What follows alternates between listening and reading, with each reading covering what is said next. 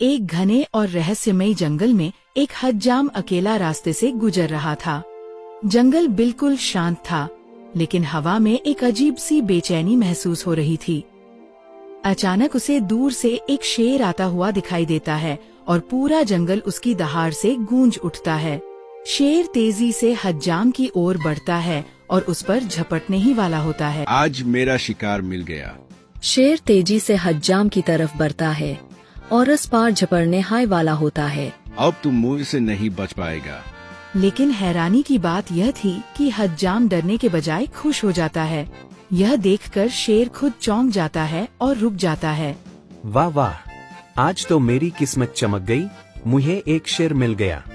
पागल हो क्या? तुझे मुझसे डरना चाहिए, वरना मैं तुझे खा जाऊंगा। हज्जाम चालाकी से झूठ बोलता है। मैं शेरों की खाल इकट्ठा कर रहा हूँ क्योंकि राजा की शादी है और उस शादी में एक बड़ा ड्रम बनेगा जिस पर शेर की खाल लगनी है। हज्जाम की बातें सुनकर शेर को शक होने लगता है और उसका डर धीरे धीरे बढ़ने लगता है। वह सबूत मांगता है कि क्या सच में हज्जाम शेरों का शिकार करता है।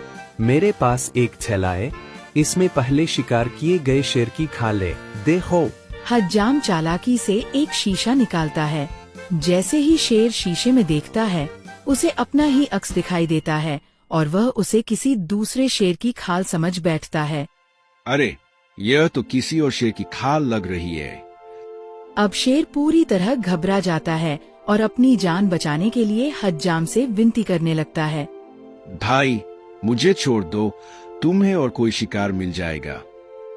अगर मैं एक खाल नहीं ले गया तो राजा मुझे मार देगा, इसलिए मैं तुम्हें छोड़ नहीं सकता।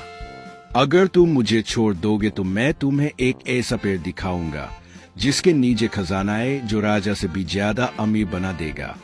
ठीक है, अब मुझे दिखाओ वह पेड़ जहाँ खजाना है। शेर अपनी जान के बदले एक बड़े खजाने का राज बताने का वादा करता है और हज्जाम को जंगल के अंदर एक पुराने और विशाल पेड़ के पास ले जाता है। यहीं खोदो, खजाना इसी पेड़ के नीचे है। जैसा तुम कहो, मैं खुद मिट्टी खोदता हूँ। हज्जाम जैसे ही उस पेड़ के नीचे जमीन खोदता है, वहाँ से चमकता हुआ खजाना निकल आता है।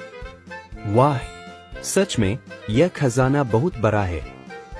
खजाना देखकर हज्जाम बहुत खुश हो जाता है और शेर को आजाद कर देता है। शेर जान बचाकर जंगल में भाग जाता है।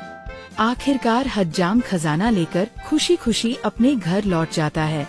इस कहानी से हमें यह सीख मिलती है कि अक्ल और समझदारी ताकत से कहीं